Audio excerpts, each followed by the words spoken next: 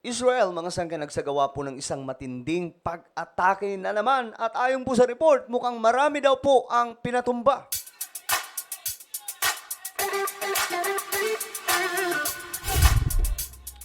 So, usapang kaguluhan dyan sa Middle East, mga sangkay, na hanggang ngayon, talagang lumalala, tumitindi.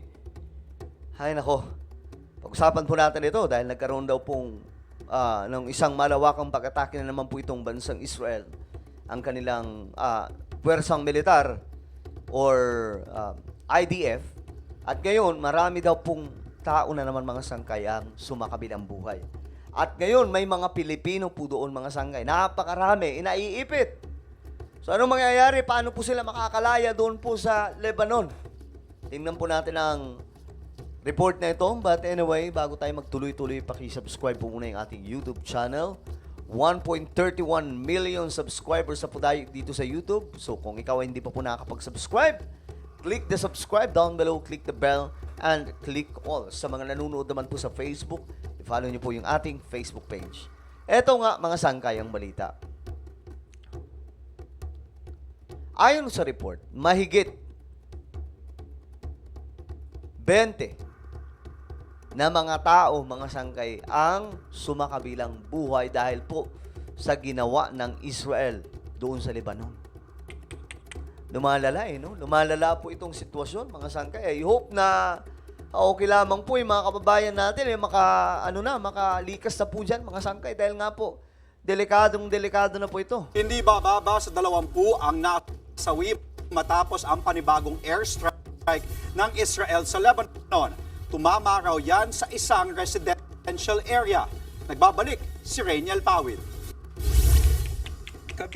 Pag residential area, matik yun. Mga sangkay, marami po talagang tao.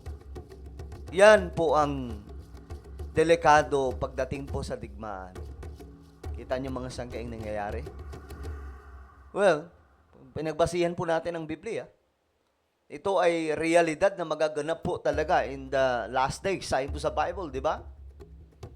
Sa huling mga araw daw po, mangyayari ito mga ganitong klaseng kaguluhan, digmaan, paglaganap ng iba't ibang klaseng kasamaan, at marami pa pong iba. Kahit po yung mga natural disaster, naihula po yan sa Biblia. So, isa lamang po itong mga sangkay sa nangyayari ngayon sa ating planeta na kaguluhan. Ayon po dito, sa residential area daw po, building pinatama. Kabilang wasak at gumuhong gusali habang natabunan naman ng mga semento, bakal at mga kahoy ang kalsada. Yan ang iniwang bakas ng mga airstrike ng Israel sa Beirut at Southern Lebanon nitong Huwebes. Grabe, no? Sipin nyo yan mga sangkay. Alam nyo, marami po dyan, hindi naman talaga kasali. Pero nadadamay po sila. Para targetin ang isa sa matataas na opisyal ng militanteng grupong Hezbollah. Pero sa kabila niyan, 22 Lebanese ang nasawi. Kabilang ang pamilyang may 8 miyembro. Grabe. Sakit na ito. Kasi ang Israel, mga sangkay, ang target po nila, yung mga leader. Ang problema itong mga leader po ng kanilang mga kalaban, nagtatago po doon sa maraming tao. Ginagawa po nilang panangga yung maraming tao, mga sangkay. So, syempre, ang Israel, mayroon pong high-tech na kagamitan. Pinapadala lamang po nila doon mga sangkay o di kaya pinapalipad. Ngayon nadedetect kung asaan. Ngayon ang problema, marami po ang nadadamay dahil dito. Mahigit 100 naman ang sugatan. Base sa report, residential area ang napinsala mula sa mga pag-atake. Wala rin daw nilabas na evacuation warning ang Israeli military bago ang nasabing airstrike.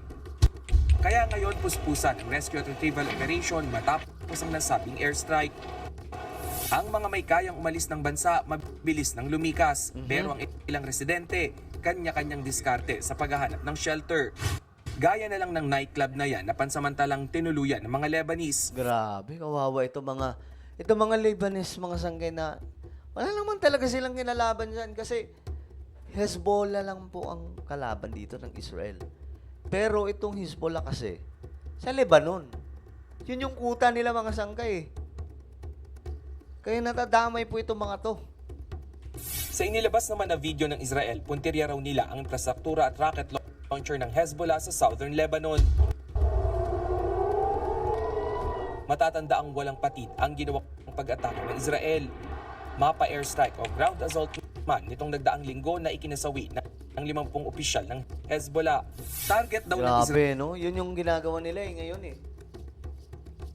Yung target po talaga nila, yung mga matataas na opisyal ng kanilang mga kalaban. Kasi talagang para po matapos na. Kasi halimbawa, pag wala na pong leader yan, hindi na po makakapag-desisyon, makakagalaw ng maayos. na mapauwi na ang mahigit 10,000 Israeli matapos ang forced evacuation dahil sa mga pag-atake ng Hezbollah.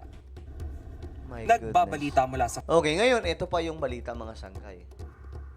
Ito yung mga kababayan natin, mahigit 470 daw po ng mga OFW na iuwi na sa Pilipinas. Ito po yung good news mga sangkay. Do marami pa pong kailangan ilikas. Pero magandang balita ito na at least no, safe na po sila. Nadagdagan pa ng 8 ang bilang ng mga Pilipinong nakabalik na sa bansa mula Lebanon sa gitna ng lumalalang tensyon doon. Live mula sa Pasay City, nasa frontline ng balitang yan si Rainiel Pawid. Rainiel, buti naman na tila bumibilis ang repatriation efforts ng ating gobyerno.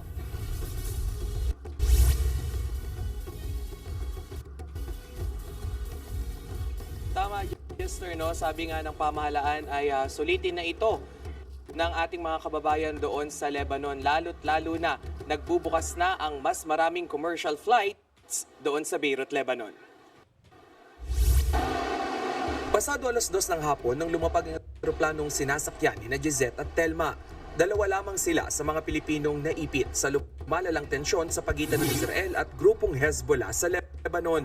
Kaya naman walang mapagsidlan ang kanilang kasiyahan matapos ang di birong pinagdaanan. Hindi na po ako nakakatulog na po sa gabi kasi po may naririnig po akong mga sa pagsabog po.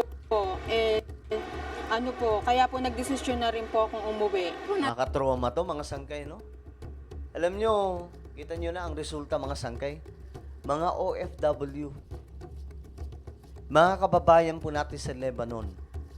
Actually, hindi lamang po talaga sa Lebanon ang may problema sa mga OFW. Kahit po, iba pang mga lugar sa Middle East, di ba nga po, mayroon pang nakapila ngayon na itutumba doon po sa, saan ba yun? Sa Saudi Arabia ba yun? Mga Pinoy daw po ito mga sangkay dahil po may mga kasalanan ginawa doon. You see that mga sangkay? Dahil po sa kakulangan ng trabaho, doon po sila namamasukan sa ibang bansa na hindi po sila sigurado sa kanilang seguridad kung magiging okay. Lalo na po sa Middle East. Alam naman po natin sa Middle East na masyado pong magulo dyan, mga sangkay. So ito pong nangyayari. Kaya nga po sana mag-economic charter change na. Kasi ito lamang po yung solution para dumami ang trabaho sa Pilipinas at tumaas po ng gusto ang sahod. Nakagaya po ng rate sa ibang bansa. Nang sa ganun, hindi na po sila pupuntang ibang bansa para magtrabaho. Buksan ang ekonomiya at mag-economic charter change. Problema kasi siniraan po itong tsa-tsa, mga sangkay. Ginawa pong masama at itong mga politiko ngayon, ayaw pong buksan ulit itong mga sangkay dahil nga po, syempre, ang tatamaan nito mga oligarko eh. Ito mga oligarko na mga sponsor po nila sa kanilang mga kandidatura. Pero nakakalungkot mga sangkay, mga OFW nakikipagsapalaran doon. Kawawa itong mga to. Ito mas okay na to kasi at least buhay silang uuwi sa Pilipinas. Pero mga sangkay, ang bad news dito, paano po yung kanilang pamilya? 'Di ba? Unlike kung uuwi sila dito, may mabilisang trabaho na makukuha sila. Sa ibang bansa, mga sangkay, ang daming pong trabaho eh. Kaya nga, nagdudoble-doble po yung mga tao doon para po makahanap ng trabaho, mga extra income. Eh dito sa Pilipinas, hindi po, mga sangkay. Minsan nga, kahit overtime, di pa binabayaran eh. Natotrauma po kami. At papunta ko sa airport, may sumabog. Nadagdagan pa ng 6 ang mga Grabe. nagbabalik bansang mga OFW pagsapit ng 5:00 ng hapon. Ayon sa Overseas Workers Welfare Administration, kada linggo ang gagawing repatriation kung hindi maantala ng mga pagsabog ang operasyon ng paliparan sa Beirut. Ang nakaslate natin, ang book natin ay 213. Kasama yung 8 na umuwi kahapon, total lang na pauwi na natin ay 472. Yung 213 na Dami na eh, no? ay uuwi ito hanggang sa October 29. Gumugulong na rin ang proseso para sa tiket ng 150 iba pa. Ayun. Habang mahigit 170 naman ang humihingi na ng exit documents sa Lebanese immigration dahil walang hawak na pasaporte. Kasi yung kanilang passport, mga sangkay, hindi po binibigay ng kanilang mga amo. Ito din po yung medyo nakaka-turn off dito sa mga taga-Lebanon. Gusto nang umuwi ng mga sangkay, dahil alam naman po nila may digmaan. Pero hinold po yung kanilang passport. Ano yun? Idadamay pati mga kababayan natin na nagtatrabaho lang. Sa video na ibinahagi ng OWA, makikita ang sama-samang kumakain ng ating mga kababayan sa Beirut. Sila ay nanunuluyan sa isang evacuation area habang naghihintay ng kanilang tickets pa uwi. Pagdating dito sa Pilipinas, aabot sa 170,000 pesos ang financial assistance na matatanggap ng bawat isa sa kanila. Ayun. At least, di ba? Panahon yan ni BBM mga sangkay. At least, yung pamahalan natin, hindi po sila pinababayaan. No, yung mga uuwi, mayroon pa rin po talagang pangnegosyo. So, ano po ang inyong opinion tungkol po dito? Ayun po, mayroon na naman pong ginawang pag-atake daw po itong Israel at ayaw daw po talagang tigilan ang kanilang mga kalaban dahil 7 po ito mga kalaban ng Israel na nakapalibot sa kanila. Ano po ang inyong opinion? Just comment down below. Mayroon po akong isang YouTube channel, Sangkay Revelation. Hanapin niyo po ito sa YouTube. Kapag nakita niyo na, i-click niyo po yung subscribe, i-click ang bell, at i-click niyo po yung all. Alright, so ako na po yung magpapaalam. Mag-iingat po ang lahat. God bless everyone.